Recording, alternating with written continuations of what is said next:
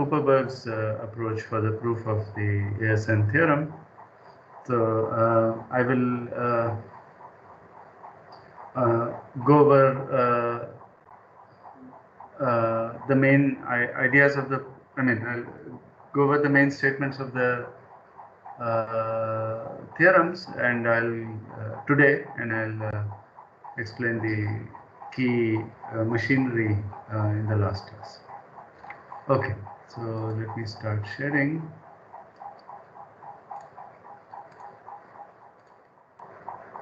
So as I said, so I want to cover Kuperberg's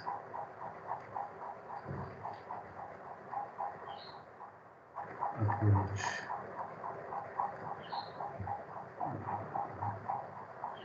Kuperberg's proof of the ASM. So last time I told you the story of Zeilberger's proof, and so Zeilberger's proof appeared in 95 or 96, and Kuperberg's proof appeared in the same year. So, but this proof strategy is completely different, and that's what I want to cover.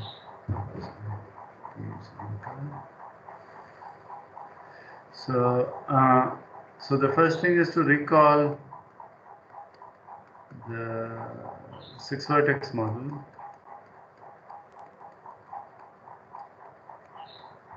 domain wall boundary conditions.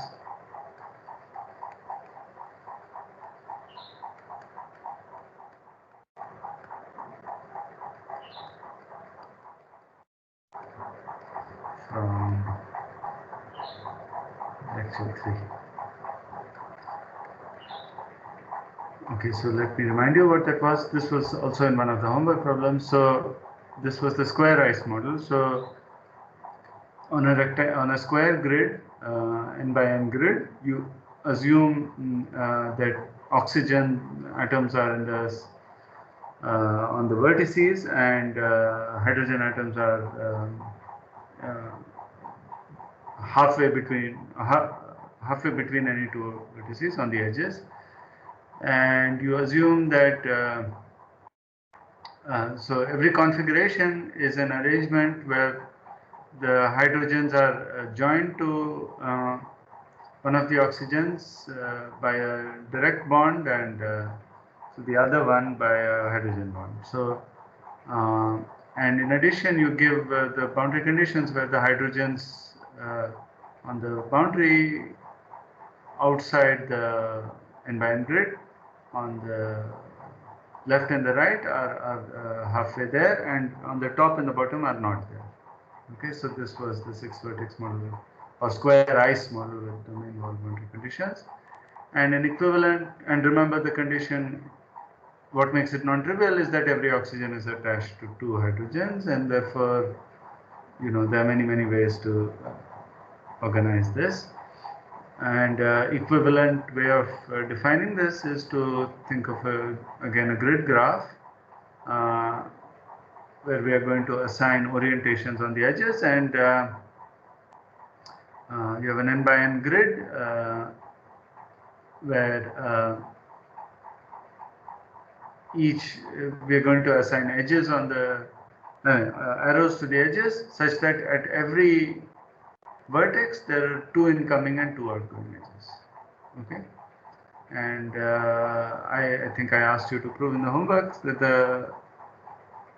that square ice, the 6-vertex configurations are in bijection with ASMs, and it's called the 6-vertex model because there are 6 local configurations. Okay, so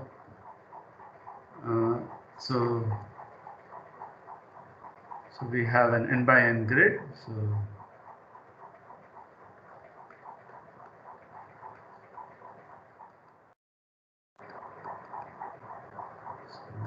another color. So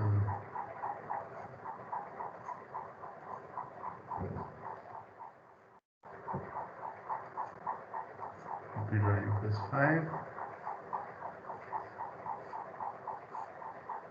And what we do, as I said, is this domain wall boundary conditions give outgoing edges on the vertical boundaries and incoming edges on the horizontal boundaries. Notice that the total number of incoming equals total number of outgoing. This has to be the case because locally that condition is satisfied, right? And so let me remind you what the 6 local configurations are. So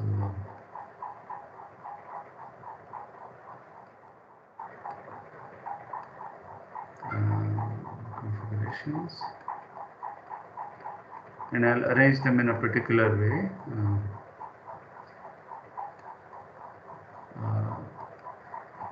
for a reason that you'll see soon. So first, let me use blue again. So the first one is both outgoing on the verticals and incoming on the horizontals. The second one is the reverse, so outgoing on the horizontals and incoming on the verticals.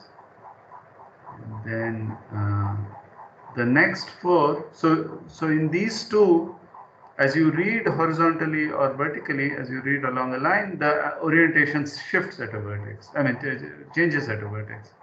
The next 4, that will not happen. So it goes horizontally here, it goes to the right here, it continues to go to the right.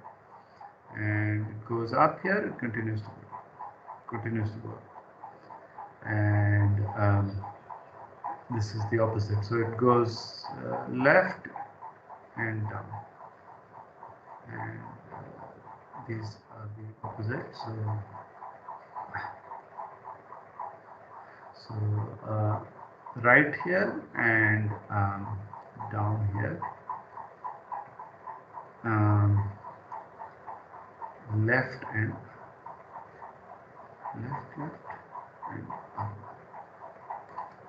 Okay. And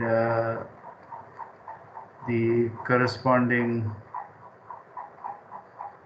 okay, so maybe I should say first. So this is vertex types. So 1, 2, 3, 4, 5, 6, and the corresponding ASM entry. This is 1, this is -1, and the rest are 0.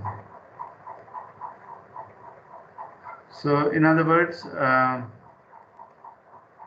even though in an ASM, if I have one here, okay, now. So in an ASM, there are 1s, -1s, and 0s, but there are, in a sense, hidden among them 4 kinds of zeros. Okay, and if you draw the 6-vertex model configuration bijection with an ASM matrix, with an alternating sign matrix, you will see which are of which type. Basically, they depend on whether they are right or left of one, right above or below. Okay, so now what we are going to do is to so we will now assign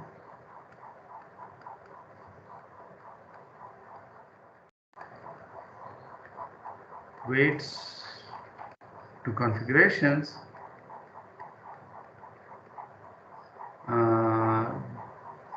depending on the type locally. Okay, so now I'm going to describe how to assign the weights. So we now need some parameters. So we will need 2n so-called spectral parameters.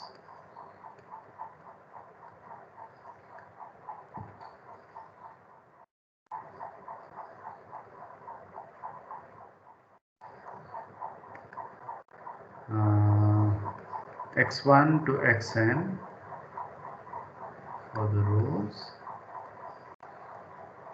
y1 to yn for columns.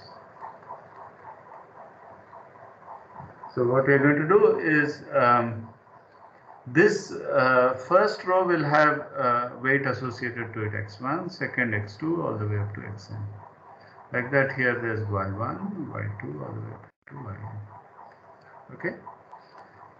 What all this means is going to be clear soon.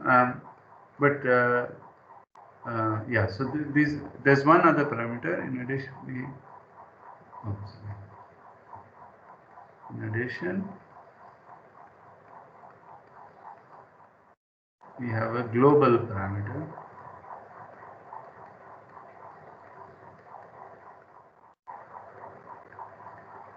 Typically denoted Q. Okay, so let me explain the general philosophy. So what we want to do is to count 6 vertex configurations. Count ASNs, which is the same as counting 6 vertex configurations with domain was 1. So we need a way to okay, so the philosophy is that for each configuration we'll give a weight. This will be a complicated weight which depends on several parameters, and because coming from the theory of integrable systems, it will turn out that the sum of these weights will have a nice formula, not elementary but nice, and then we will take all these, choose all the weights appropriately so that each configuration counts as weight 1. Okay, is this so that's the general philosophy, but the details are quite complicated, and the motivation for this I will explain in the next class, in the last lecture. But for now, I'm warning you that this is a bit unmotivated. The formulas are going to be quite complicated, but there is a reason for this, which will hopefully some part of it will be clear in the last lecture. Okay, so that's the broad philosophy. If are there any questions about this philosophy? Okay, very good. So so now, by the way, one caveat: I'm not following Brasood exactly for this. I have my own notes, but you can see the general philosophy also in Brasood. I'm used to other conventions, and I'm not able to. I'm not able to wrap my head around his notations. I prefer to work with the things that I'm comfortable with. Okay, so there is some notation. So let x bar be 1 by x. So x inverse. So we used x bar as 1 minus x in Zeilberger's proof. Don't let it confuse you. This is a completely different ballgame. So x bar is going to be x inverse for any variable x, and sigma of x is x minus x bar for any parameter x.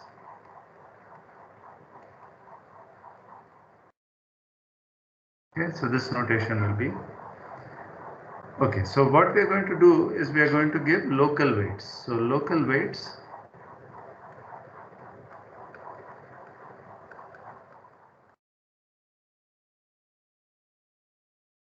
are as follows. Okay, so I think it's better to copy paste from here.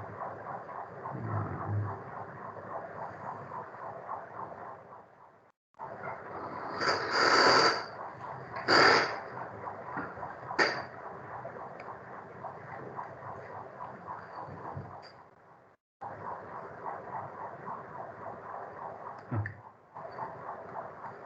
Sorry.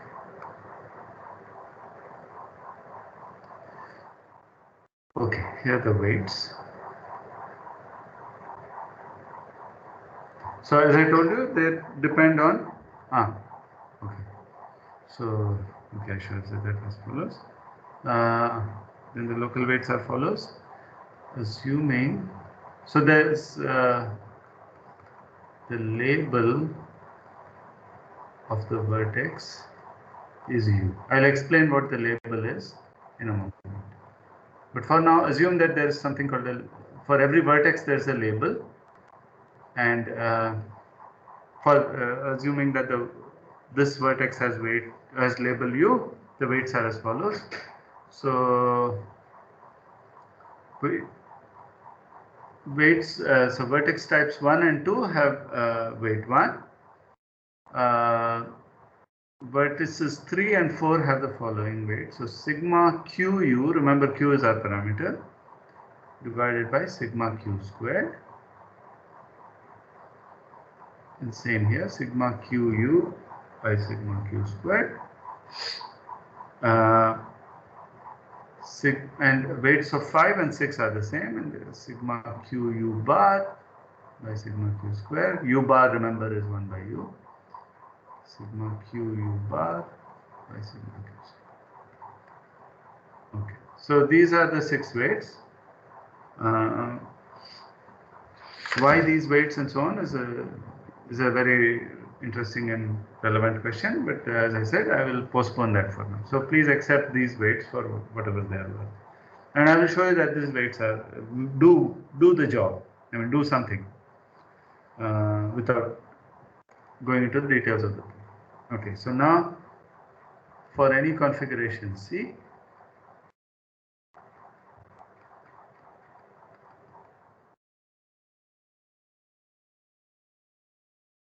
of order n,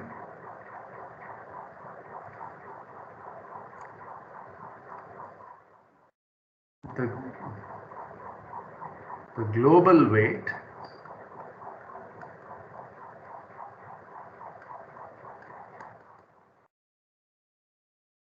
of C is the product of local weights.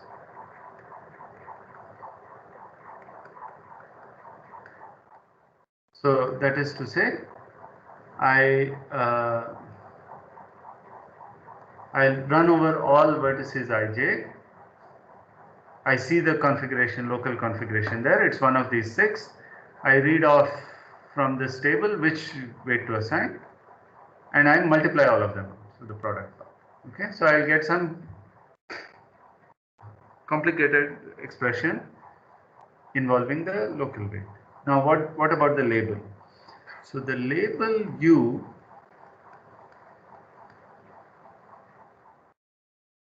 at rho I, let's say, of the vertex at rho I and column j is u equal to xi yj bar. That's xi by yj. Okay. So this vertex has label x1 by y1, this has x1 by y2, this has x2 by y1, like that. You go all over, and now you see, this whole thing is going to be a huge mess.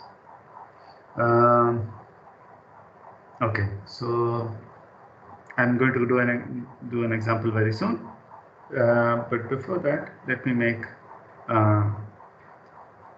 a couple of one important point which is going to be relevant for the proofs, but you won't see it right now. So remark.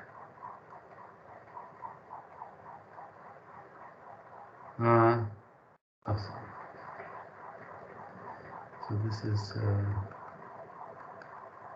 relevant for the proofs.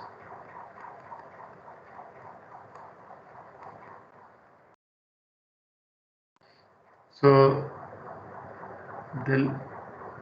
if unspecified,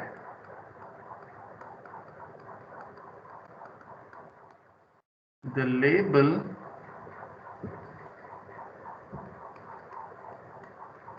is assumed to be in the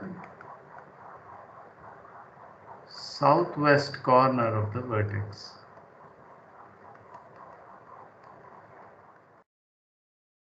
Okay, so don't bother so much if it doesn't make sense at this point. I'll clarify this point later.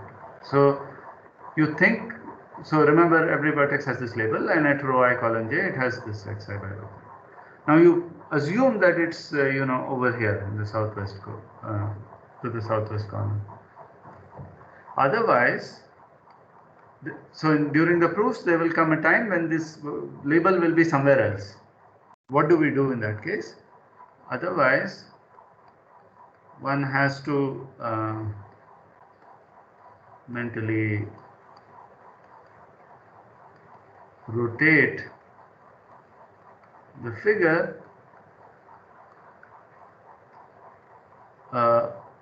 appropriately so that it's in this configuration, and then interpret the weights.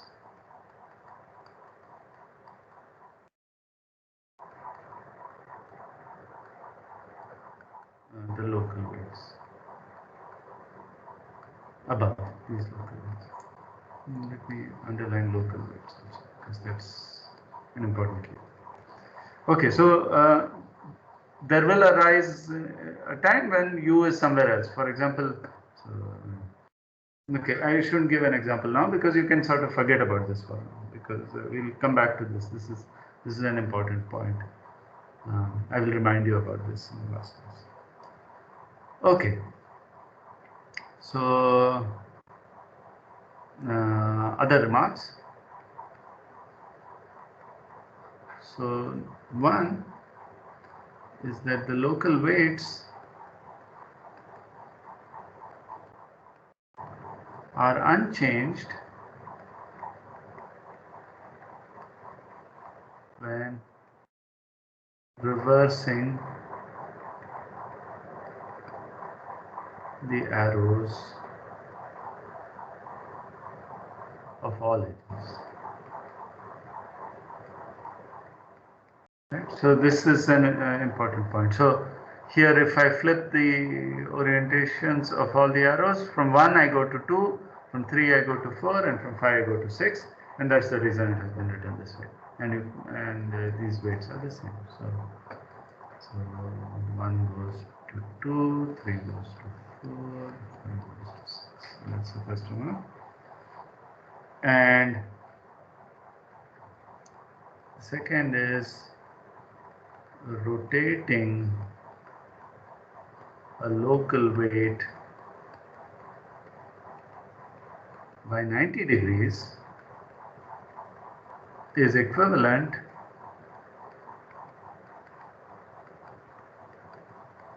to replacing u by u bar. So for example, if you rotate this by 90 degrees, let's say counterclockwise, then 3 goes to 6. And well, 1 goes to 2 goes to 1, so that's okay. 3 goes to 6, then 6 goes to 4, 4 goes to 5, and 5 goes to 3. Okay. So 1 goes to 1. 1 goes to 2, and what did I say? 3 goes to 6, goes to 4, goes to 5. Okay, so you can see. Okay, so this will also be relevant in the proofs. So now let's do the example for n equals to 4. This is kind of not that non-trivial an example, but the other ones will become trivial. Okay, so there are, so going back over here, there are two configurations, just because, I mean, just for the same reason, there are two ASMs according to. So let me use blue color. Okay, so the first one, so actually I'll copy this.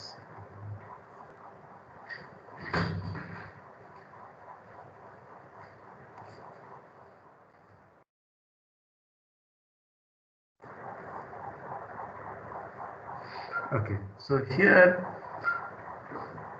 I think I explained this in the third class, so third lecture. So if I choose one of these, okay, let me stick to my convention. So if I choose this way, then there are two incoming, if I have two outgoing, then this has two incoming, so you have to choose two outgoing, this has two incoming, so two outgoing, and that forces everything.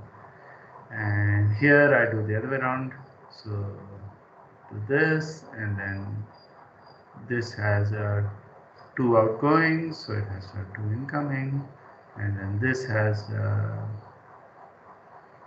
two outgoing, one incoming, so it has to come here, and this has two outgoing, one incoming, so it has to come. Okay, so now we are going to give weights. Oh, I should have done that. Okay, now x1, x2, y1, y2, x1, x2. Okay, so these are our weights, q spectral parameters, and q is another global parameter. So now let's see what is the global weight of this. Okay. So look at this fellow. This is of type 1. In this, as you read horizontally or vertically, the orientation changes at this point. So before this it was going rightward, and after this vertex it's going leftward. So this has weight 1. Okay, so the weight is the global weight of this configuration. So let's say C1, C2 is that. So weight of C1. So I read this one, that's 1. Now let's read this one. So its label is x1 y2 bar, right? So what is this configuration? So it's going left and up. So let's check. So where is left? This is left, but this is down. Left and up. So this is sigma q u bar by sigma q squared, and u bar is x1 by y2. So sigma 1 times sigma of q x1 by y2, x1 y2 bar whole bar. So that is x1 bar y2 by sigma q squared times this guy, which is right and down, right? So right and down also has the same weight, but now the label has changed. So it's x2 by y1. So I again, so it's x2 y1 bar whole bar. So sigma of q x2 bar y1 by sigma q squared. That's this vertex, and the last vertex has two out. I mean the direction changes as you traverse horizontally. So it was right here, and now it's left. So times 1. Is that clear? If there are any questions, as always. Now let's do weight of C2. Now this one is right and up. So let's check where that is. Right and up, so that's vertex 3. So it's sigma q u by q square. What is u? It's x1 by y1. So this is sigma q x1 y1 bar, because it's qu this time, not qu bar, and u is x1 y1 bar, divided by sigma q square. This one has orientation changing, so it's 1. This one also has orientation changing, that's 1. And the last one is left and down. So let's see, left and down, so that's again the same as, so vertex 3, vertex type 4, which has the same weight as vertex type 3, but now the weight is x2 by x2 y2 bar. So it's sigma q x2 y2 bar by sigma q squared. Is that clear? Okay. If there are any questions, please ask.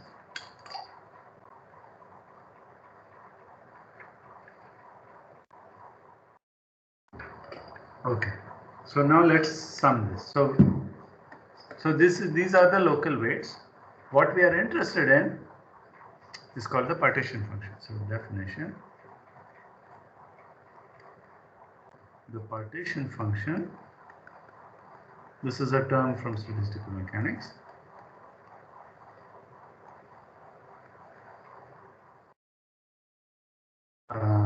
Of the 6 vertex model with domain wall boundary conditions, etc., etc.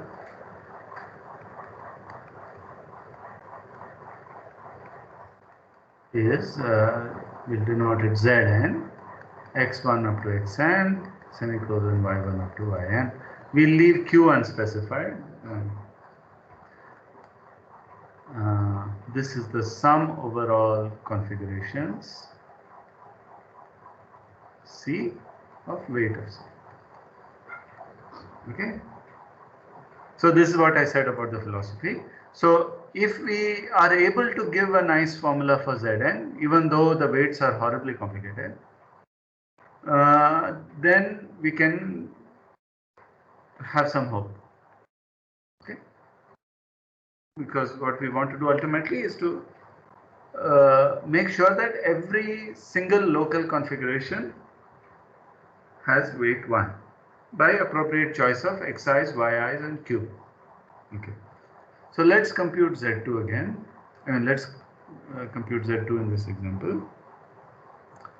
So Z2 of x1, x2, y1, y2 is what? So it's the sum of these two. So notice that the denominator has sigma q squared whole squared in both cases. So that's good news. So good news for the computation. Now let's see what are these terms. So this is q x1 bar y2, and sigma of anything is that thing minus its inverse. So this is the first one. So the first term over here is q y2 by x1 minus x1 by q y2. And the second term is the other way around, q y1 by x2 minus x2 by q y1. This is what it is. Now the others are 1. Plus, let me try to squeeze it in over here. This is qx1 by y1. So qx1 by y1 minus y1 by qx1. Second one is the same thing with x2. So qx2 by y2 minus y2 by qx2.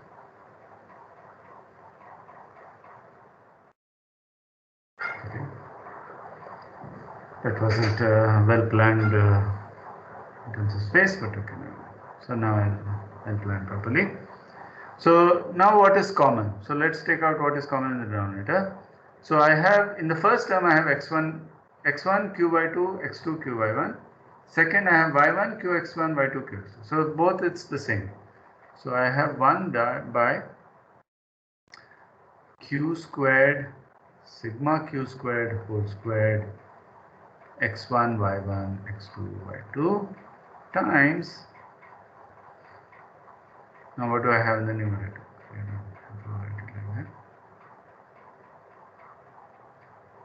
So I get things of the form a squared minus b squared. So q squared y2 squared minus x1 squared, q squared y1 squared minus x2 squared, plus q squared x1 squared minus y1 squared, q squared x2 squared minus y2 squared. Okay, so now you expand the damn thing. So let me do some things in my head. So let's look at powers of q to the 4. So for q to the 4, I'll get y1 to the 4 from here, and I'll get x1 to the 4 from here, both with a plus sign. What about the coefficient of q to the 0? I'll get x1 squared by x2 squared from this term, and y1 squared y2 squared from this term. So in both cases, I get the same. So I have 1 plus q to the 4 outside, x1 squared x2 squared plus y1 squared y2 squared. Okay, so that takes care of both the constant and q to the 4 term. What we are left with is now q squared terms, right? Now q squared terms, you will see, always come with a minus sign. Here this is 1, this is 1, this is 1, and this is 1. Okay, so there's a minus q squared. And now let's see what we have. From here we have x1 squared y1 squared and x2 squared y2 squared. And here we have the other way around, x1 squared y2 squared, x2 squared y1 squared. So what we get is factorization. If you didn't follow it, I just ask you to check x1 squared plus x2 squared y1 squared. The whole divided by the same thing. Q squared sigma q squared whole squared x1 y1 x2. Okay, here you can check this. Okay, very good. So this is we want some formula for this. As it stands, this doesn't seem to simplify anymore. I mean, you can't do much more. And let me explain why I said this model is not that, this example is not that non-trivial. You see, because in the 2 by 2 case, the two matrices are permutation matrices, the degree is constant. Is always for both of these. The total degree of any term is the same. Right? Whereas when you start going with n equals 3, you'll have you have this non-trivial example which corresponds to this one, and then you have -1. So in this there are 5 terms which have weight 1. All other terms have only 3 terms with weight 1, and so all other terms have 6 products. This fellow has only 4 products of sigmas, right? So it's going to be even more messy, the calculation, and the final answer is going to look even more ugly. Okay, so we started with a simple problem, but we have now complicated it almost beyond recognition. And what is the point of all this? So to explain that, let me state or let me give us some details and some story and some theorem. So in the early 1980s, around I think it's 1983, Koropin found Vladimir found a recursive formula for this model. So the study of the 6-vertex model goes back to Baxter. So Rodney Baxter, the Australian physicist. So what he realized, and this he used to great success, is that the underlying theory of integrable systems allowed him to compute exactly the things like the partition function in infinite models like this, where you specify local configurations and you get global weights. You specify weights of local configurations in some way, in some precise way, like this, and you get out the global weight by multiplying, and you take the sum to get the partition function. So he was able to do things like this for infinite models. So 2 of the models that he studied, among others, is the 6-vertex model, the 8-vertex model, where you allow the last 2 vertices, where you have 4 incoming and 4 outgoing, Then he had things like the hard hexagon model. Many models he was able to study, and this is in his book called Exactly Solvable Models in Statistical Mechanics. But it requires a lot of machinery. But he was able to use the machinery quite successfully to calculate various things, and this was of great importance and usefulness to physicists. So what he had not done, as far as I know, is to look at finite models. And Korepin looked at the 6-vertex model, and he used this domain wall boundary conditions. I mean, remember I told you that the total incoming weight should equal the total outgoing weight. And based on his understanding, this was the first non-trivial case, to put all the outgoing ones on the vertical edges and all incoming ones on the horizontal edges. I mean, you could do many more funny things. You could do alternating outgoing, incoming, like that you could do. But this is the first non-trivial example. And so he was working on a completely different problem. He had no idea about ASMs, nothing about that sort. But he found a nice recursive formula. And building on this,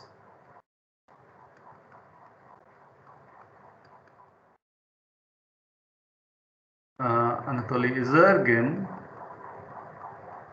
so as you can see from the names, these people are from the Russian school, found a determinantal formula.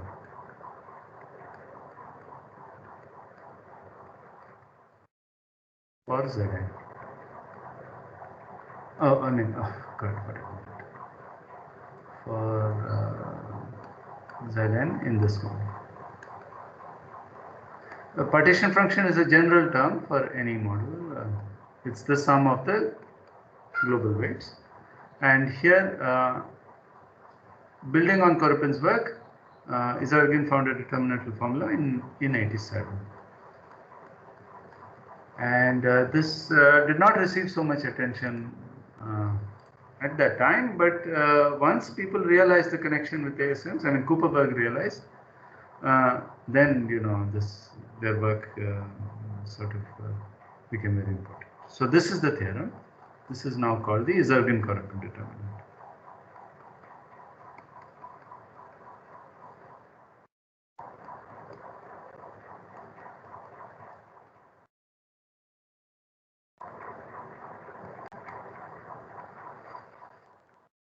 It's as follows. It's as follows. So Zn of x1 up to xn, semicolon y1 up to yn.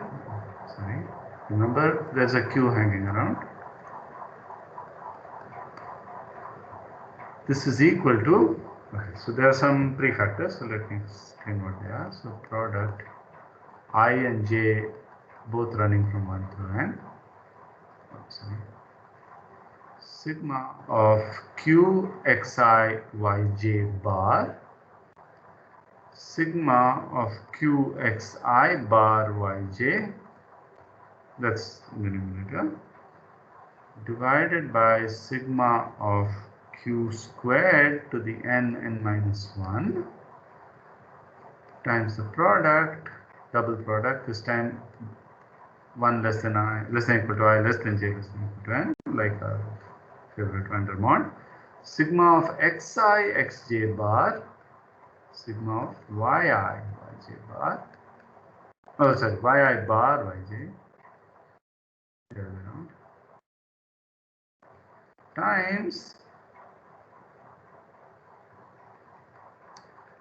this determinant of 1 by sigma of q xi yj bar, q sigma of q xi bar yj,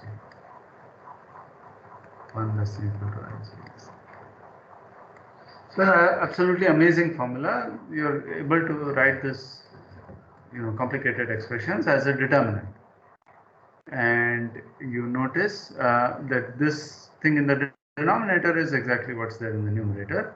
So the ijth entry will cancel, the denominator will cancel, but of course, there will be a huge mess. And when you cancel, so the thing you notice, if I take xi equal to xj, then two rows will become equal and they will cancel. So there should be a factor of xi bar in the numerator that will go away. I mean, you'll see that it has, this is essentially xi squared minus xj squared. So you see that there's actually that kind of factor over here, and similarly for yi is two columns of the equal. So that will take care of this, and this will take care of the cancellation with the denominator, and the rest is what is going to give you the partition. So let me show you with the n equals 2, etc.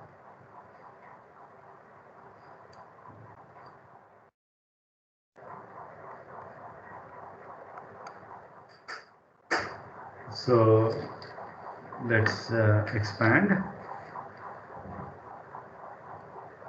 So then Z2 is I don't know why I wrote it. Z2 is what? So in the numerator you have whatever is over there. So let me write it. So I have sigma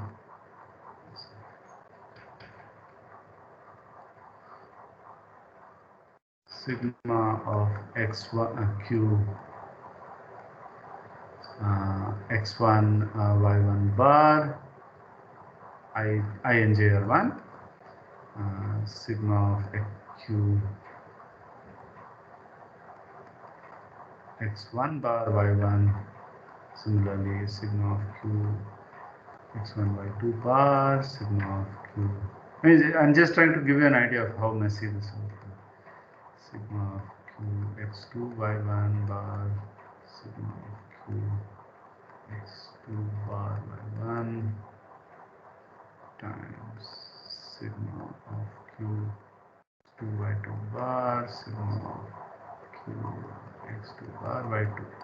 That's in the numerator, divided by sigma of q squared. N is 2, 2 into 1 is 2, so whole squared.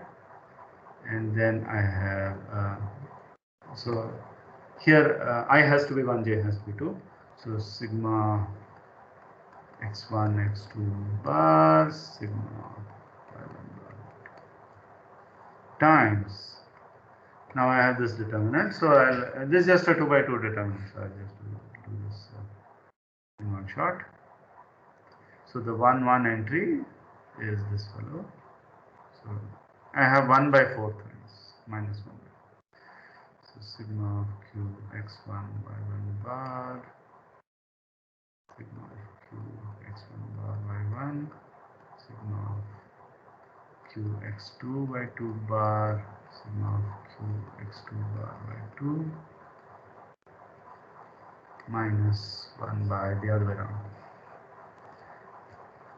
Right. So now I'll take the cross term. So this is sigma q x1 y2 bar, sigma q x1 bar y2, sigma q x2 y1 bar, sigma q x2 bar y1. Okay. Okay. So the denominators will happily cancel with this part over here, and now I have to multiply these cross terms. So now let's see. So it's this product minus that product. So now let me expand this business out. So I will go a little faster.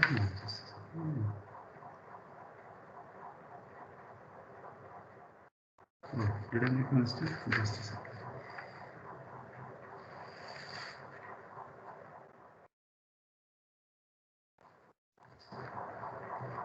No, that's good.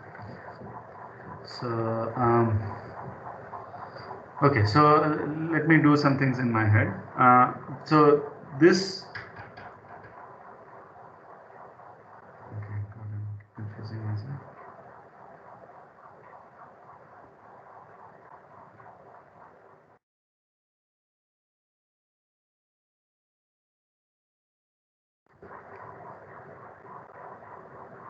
Oh no, okay. Okay, so let's do this. So okay, so from here I'll get q squared x1 square minus y2 square. So I've cancelled out all the denominators. Okay, so q squared x1 squared minus y2 squared. We'll put the denominators from here. Q squared y2 square minus x1 square, q squared x2 square minus y1 squared, q squared y1 square minus x2 square.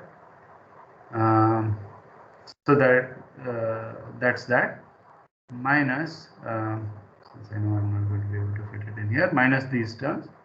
So now I have q squared x1 squared minus y1 squared, q squared x2 y1 squared minus x2 squared, x1 squared, q squared x2 squared minus y2 squared, q squared y2 squared minus x2 squared.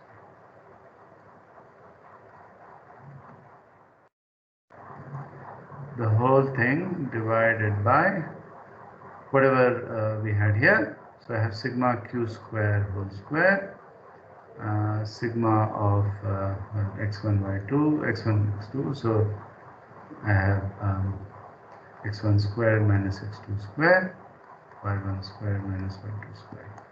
Okay, so now let's see what factors we have when we take these out. So I'll have q x1 y2, q x2. I'll have the same things here. So I'll have q to the 4.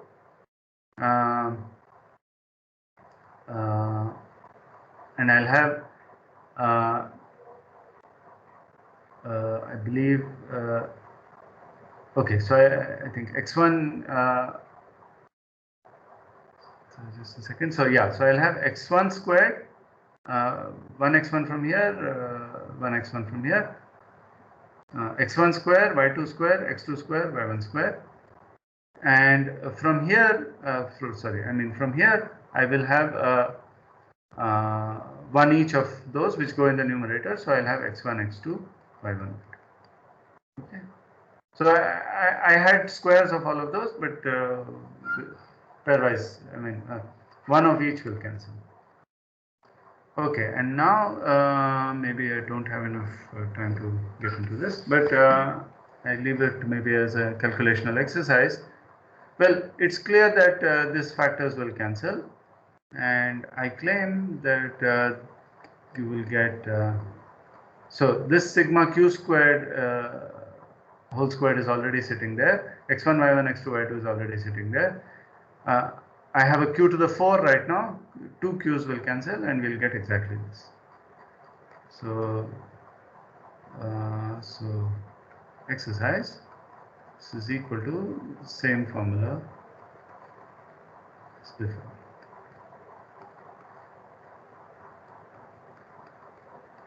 Okay, so I thought I'll be able to do it, but this is going to take a while.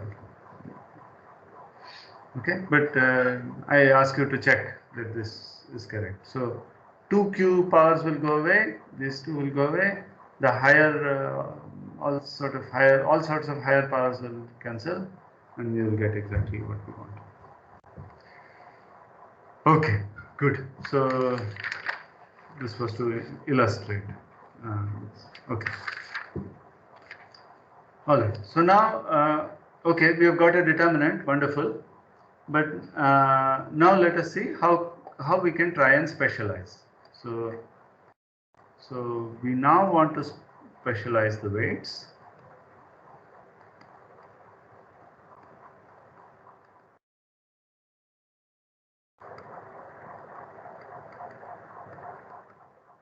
So that weight of C equal to 1 for all C. Okay. Again, n equals 2 is kind of trivial because there are no minus ones. And what's going to make life difficult is minus ones. So if you go back to our weight expressions, here they are. you want this to be equal to 1 and this to be equal to 1, which means sigma qu should be sigma q squared, should be sigma qu bar. So we choose xi's x1 up to xn, y1 up to yn, and q, so that sigma qu equals sigma q squared equals sigma q bar for all labels. So the labels are either xi, labels u, xi, yj. Okay. So for every such choice, we want to make this happen. So from the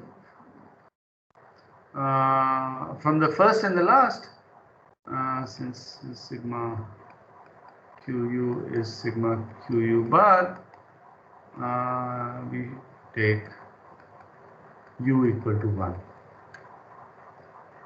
for all labels,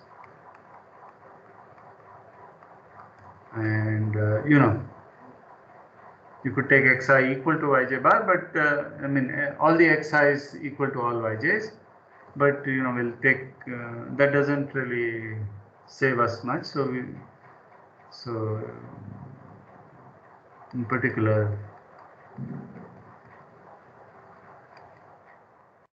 all xi's equal yj's equal to 1.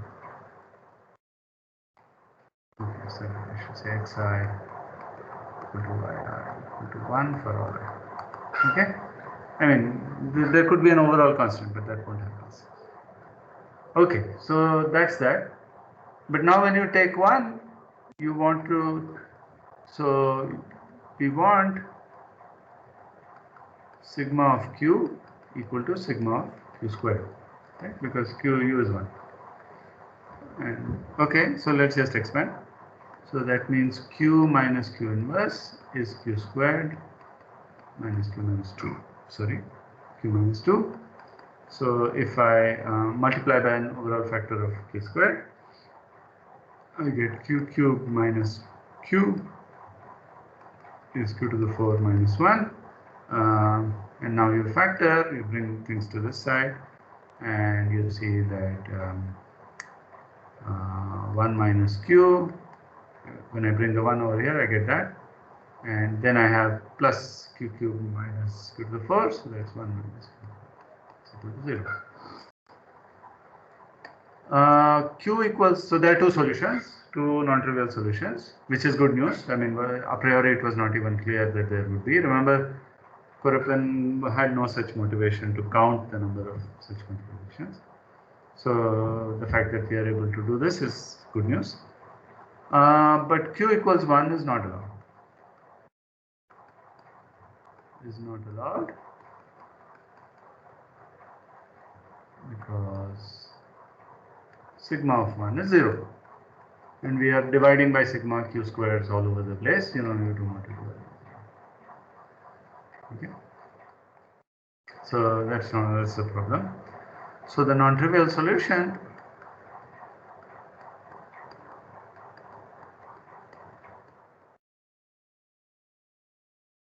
is to take q to be the primitive third root of unity, which is omega is e to the 2 pi r. Okay, so that's what we want to do. So what is the goal? We want to take this determinant formula, plug in all xi is equal to 1, all yj is equal to 1, and q equals e to the 2 pi I by 3. But do you see a problem? Anybody? What's the problem here?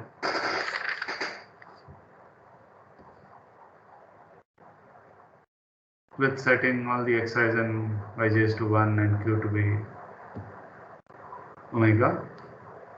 We are dividing by the product of sigma of xi j bar. Yeah, exactly. So you're dividing by all of these guys. And whenever you have xi equal to xj bar, this is sigma of 1. So this determinant will become horribly degenerate. I mean, there is an answer, but you know, to tease it out of this formula is already non-trivial. So this was the crux of Krupaberg's proof of the ASM theorem, is to, you know, he discovered this, he found this formula, and then he basically had to find a way to set xi's and yj's to 1 in a clever way. You know, this is like finding the constant in the Vandermonde identity. I mean, in the Vandermonde term, right? So how do you do it? I mean, so he chose some xi's to be, you know, t squared t cubed or something like that, and or 1 plus t, 1 plus 2t, 1 plus 3t, like that, and similarly for yj's, and then, you know, ultimately you set t to 0 so that you get what you want. Okay, so after this point it's just trickery for Kuperberg, but I don't want to go through that route because there's a more conceptual way of going, which shows you something deeper that's going on, which is still not well understood. So I will not. So I'll give the ideas of the proof of the Zurkin-Korepin determinant. So we will prove the Zurkin-Korepin determinant formula the next time. For now, I show you how to use this. For now, we will use this.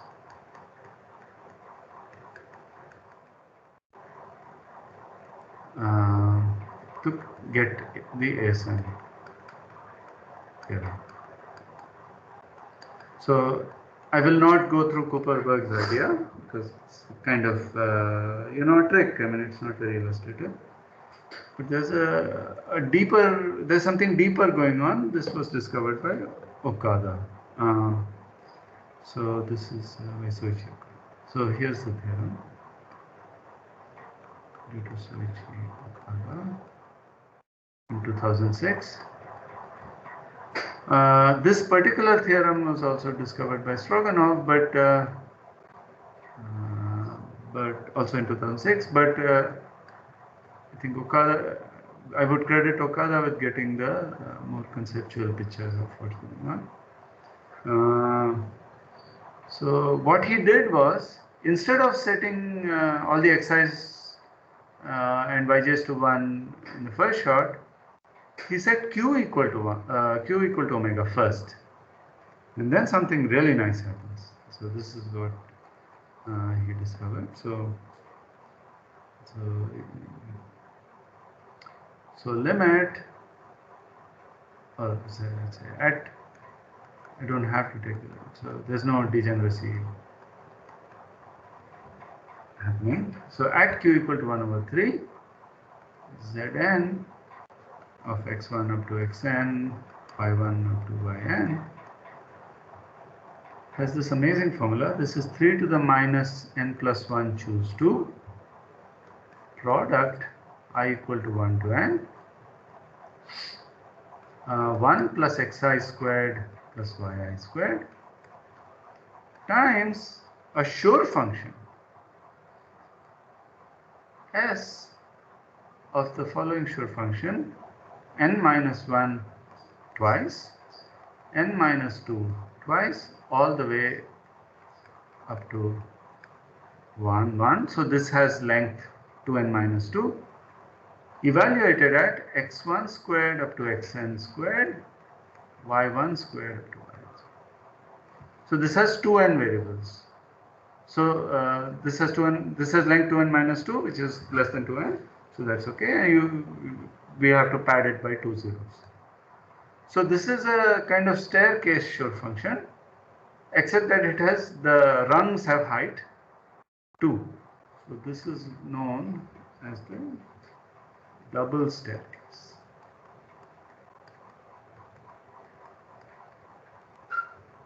Okay, so it's successive heights are the same, and then they differ by one. So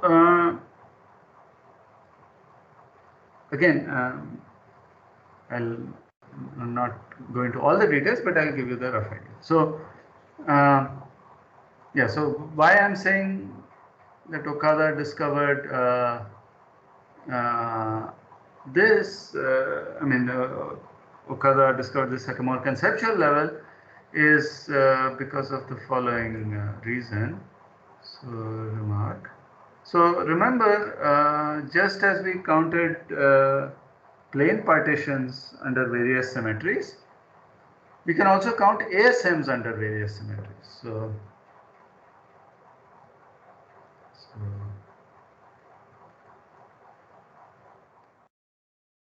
we can try to enumerate symmetry classes of ASMs. Just like the hexagon is invariant under the dihedral group of order 6 or order 12, this is ASMs as matrices have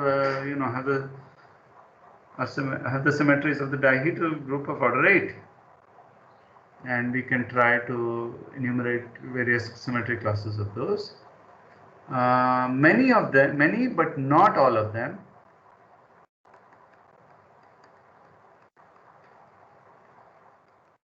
of these have nice formulas. I'll just give a couple of examples. Vertically symmetric ASMs, that's symmetric about the vertical axis. So these are called VSASMs, symmetric. Then what else? Half-turn symmetric, that is rotation by pi. HTSASMs. Quarter-turn symmetric,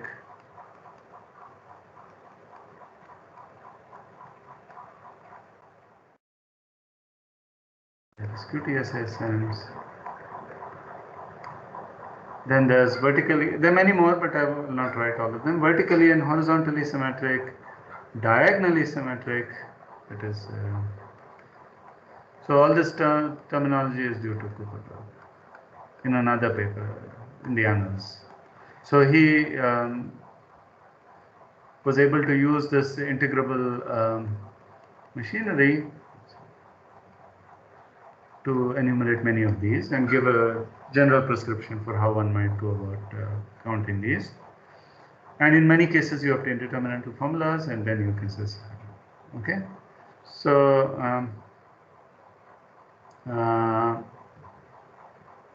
etc. But not all.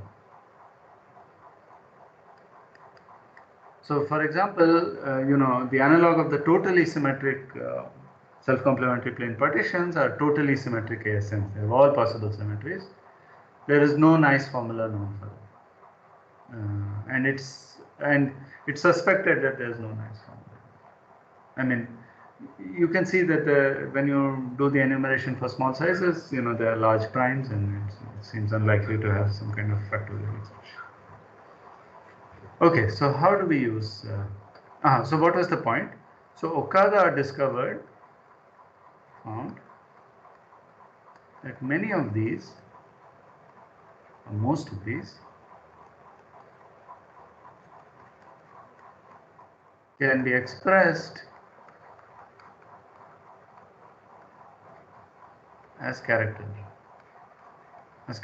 of some partitions, as characters of classical groups. So here we are getting Schur functions. Sometimes you get symplectic characters, orthogonal, odd orthogonal, or even orthogonal characters. So he sort of had the bigger picture. Stroganov just found this in one special case, but and using much more specialized notation. Not this one.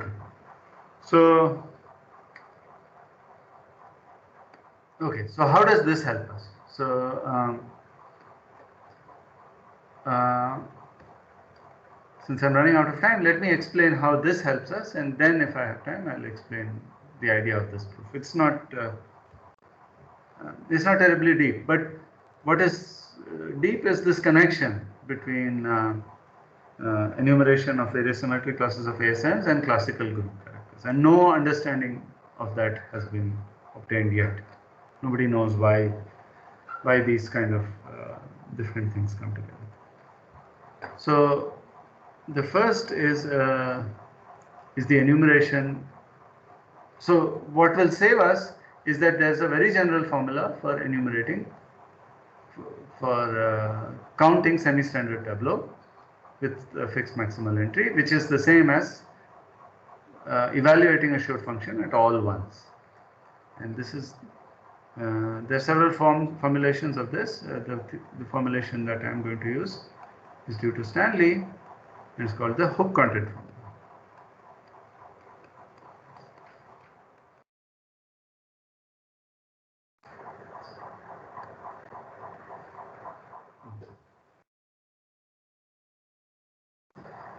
So it's a powerful formula for so suppose, so first recall that the Hooke length of a cell C, which is Ij, in the Young diagram of lambda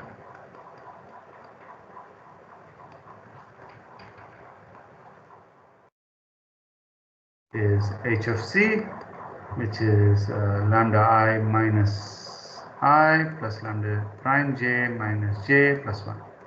So if you remember, so we had defined this when I told you about the Hooke length formula.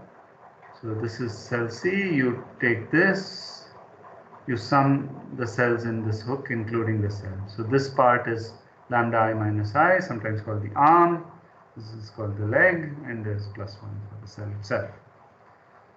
And a new notation is that the content, the content of C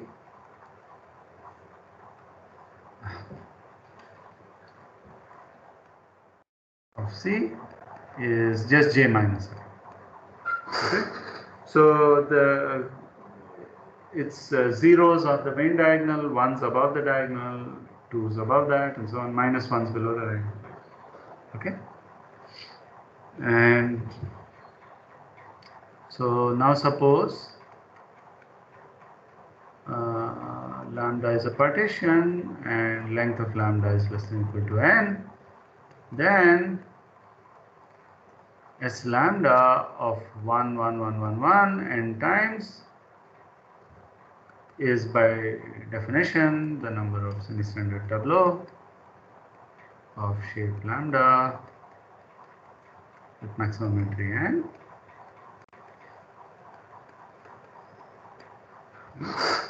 Because each semi-standard tableau has a weight which is a monomial in the x size, and then when you set all of them to R, you will just get 1.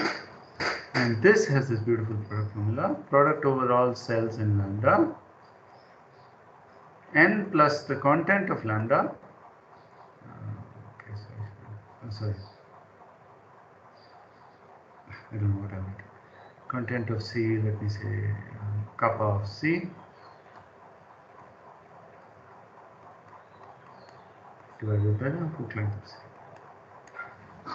So in the Hooke content, in the Hooke length formula, there was n factorial divided by the products, and as I told you that time, that's non-trivial that it's an integer. And here you have n plus the contents, and So again, this is a product of things, and this also miraculously turns out to be an integer. So this is the same denominator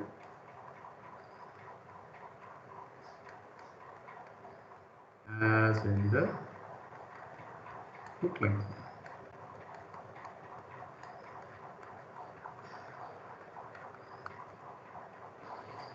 Okay, so let me give an example.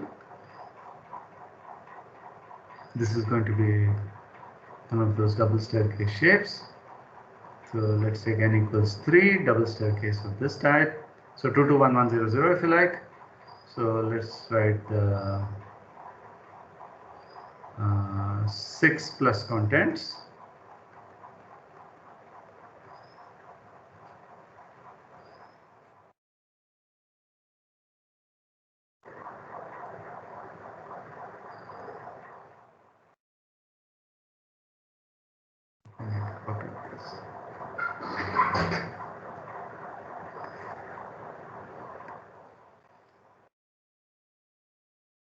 So on the, remember I said on the j minus I is the content. So here it would have been 0, but I'm adding 6. So it's 6 on the diagonal, 7 above, 5 below, 4 below that, 3 below that.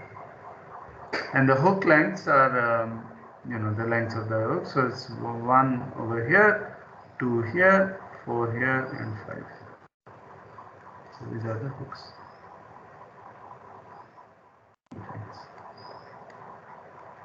And so ratio, so S2211 of 1 to the 6 is 7 times 6 times 6 times 5 times 4 times 3, which is divided by 5 times, let me do it in the same order, 2 times 1 times 5 times 4 times 2 times 1, 5 cancels, 4 cancels, this 2 will cancel this, give a 3, this 2 will cancel. So it's 7 times 27, whatever that is. Okay, write it as 3 because of what we're going to see later. But you see, it's not at all obvious that you should get an integer. Okay? Okay, so now,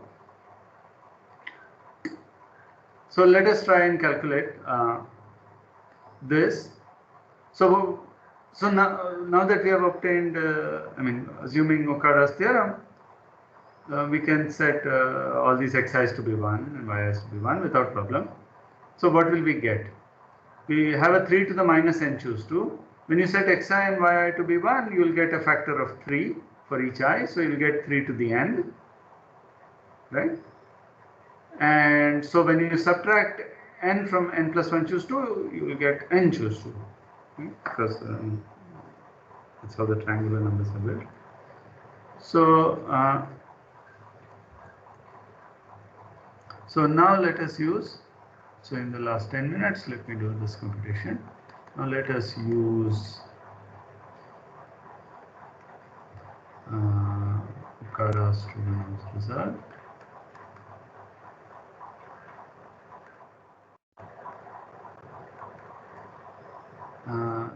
Let us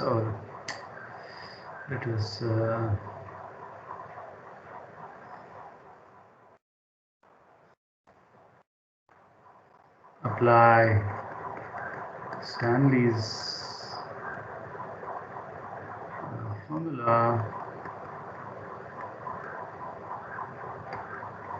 to Okada's formula. Okay, so then Zn or whatever an, the number of ASMs, is 3 to the minus n choose 2 s of n minus 1 n minus 1 all the way up to 2 2 1 1 of 1 to the 2n. Okay, so we have to calculate. So this is the case of n equals 3, but we have to calculate n 2n plus the contents and the hook numbers. So let us see. So once we have both, we'll have a product formula, and then we are in business. Okay, so this is itself a bit tricky. Or let me not say Zn because that anticipates this. So Zn 1 to the n, 1 to the n. Okay, this is what we have done. So I want to show that this is n.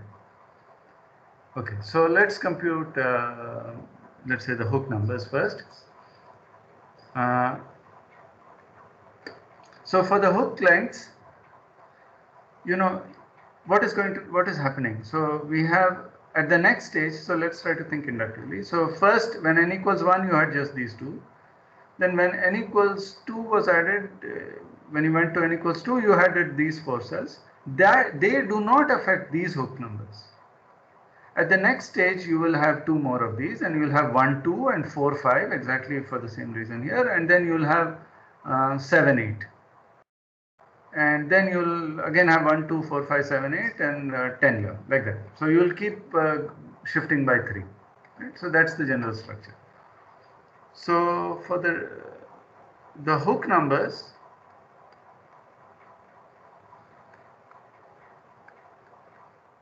have a simple pattern.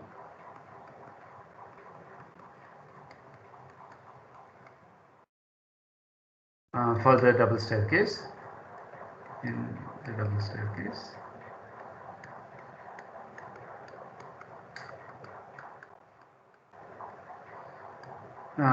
What is it?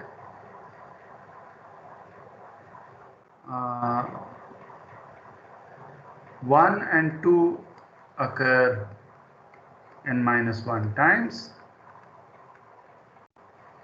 4 and 5 occur n minus 2 times, etc. If you do the computation a bit carefully, you'll see 3n minus 5, 3n minus 4 occur 1 time. Okay. So you have to simply take the product of these to get the denominator. So we're done with the denominator. I mean, we'll massage it later. 2n plus contents. What do they do? So now let's see. So this only depends on the coordinates, right? So for the first row, the contents start with 0 and go up to n minus 2, and you're going to add 2n to it, right? So so 2n plus 0 up to 2n plus n minus 2 for the first row, 2n minus 1, because the second row content will start with minus 1, up to 2n plus n minus 3, because these are the same length, rows 1 and 2. Similarly, 2n minus 2 up to 2n plus n minus 5. This will shift by 1 because now the length has gone down. 2n minus 3 up to 2n plus n minus 6. So rows 3 and 4. And so on up till the last row has minus 2n minus 2n minus 4 and 2n minus 2n minus 3. So this is the rows 2n minus 3 and 2n minus 2. Okay, so we don't, rows 2n minus 1 and 2n are 0. Okay, so now if you, so the product of these, let's understand the product of these. What is happening? So this first term is the product of 2n all the way up to 3n minus 2, right? So the first term is, I'll write it as factorials, 3n minus 2 factorial divided by 2n minus 1 factorial, because it's going up to 2n. The second gives 3n minus 3 factorial divided by 2n minus 2 factorial. The next, similarly one goes on. So this is rows 1 and 2.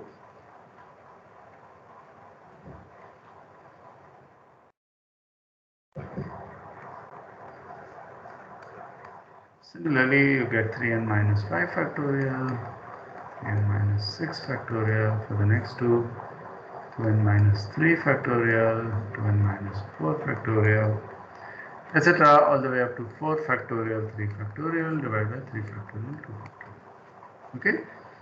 So notice what's happening in the denominator. You are going all the way from 1 factorial up to 2n minus 1 factorial. In the numerator, you are going up to you are involving everything except no, sorry. So you are multiplying everything except 3n minus 4 factorial, 3n minus 7 factorial, etc. like that up to 2 factorial. Okay. Okay. So now let's look at the Hooke numbers. So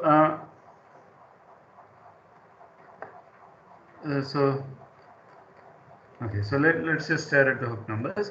So if I combine terms from here, so I have 3n minus 5, 3n minus 4, 3n minus 5, no 3n minus 6, 3n minus 7, 3n minus 8, no 3n minus 9, and so on, 5, 4, no 3, 2, 1. So if I multiply all those, I would have gotten 3n minus 4 factorial, except for this extra terms. Okay, so if I multiply by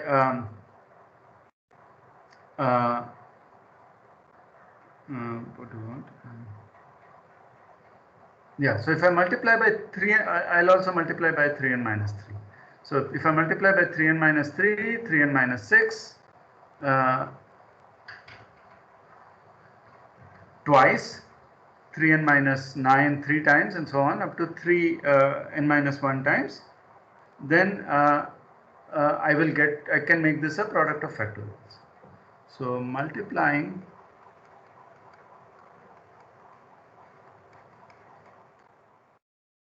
So give me a couple of more minutes and I'll finish this chapter. By 3n minus 1 times, 6n minus 2 times, all the way up to 3n minus 6 2 times, 3n minus 3 1 time gives what? So if you do that, you will get a 3n minus 3 factorial by multiplying all of those. Then all this row is gone. Then I'll get a 3n minus 6 factorial. Then the next row is gone, and so on. 3n minus 9 factorial, and so on. So I'll get 3n minus 3 factorial, 3n minus 6 factorial, all the way up to 3 factorial. And this extra factor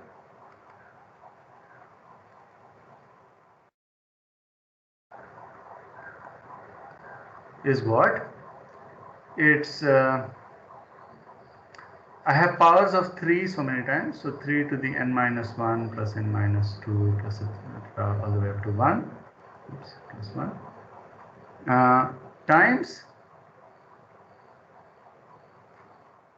1 to the n minus 1, 2 to the n minus 2, etc. up to n minus 1 to the 1. And so that is 3 to the n choose 2.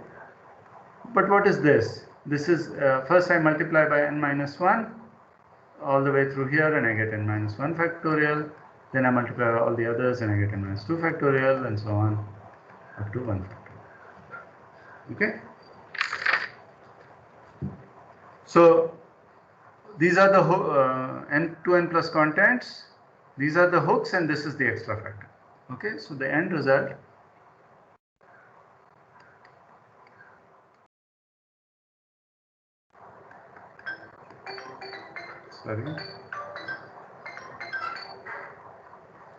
now what was my notation? So it was Zn of 1 to the n semicolon 1 to the n. I had 3 to the minus n choose 2 earlier outside, sorry.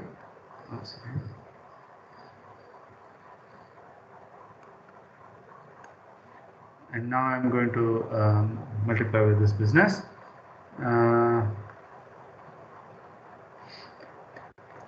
Okay, so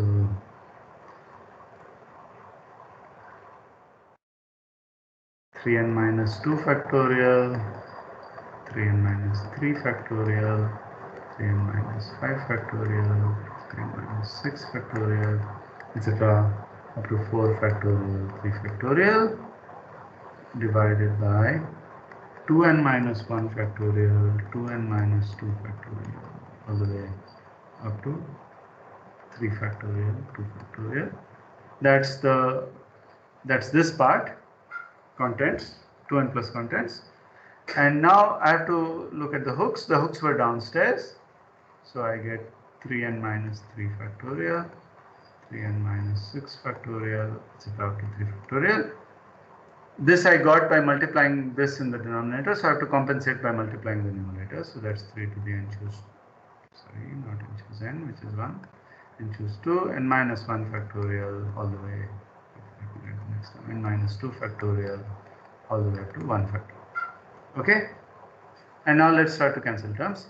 So all the factorials which are powers of 3 here are going to go away.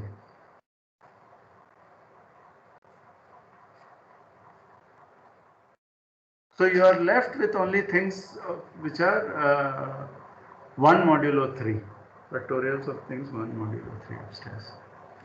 This 3 to the n choose 2 cancels that. And this n minus 1 up to all this business. Okay, so maybe I'll put that over here. So I get up to n factorial, then n minus 1 factorial all the way up to below here. This numerator part will cancel everything over here.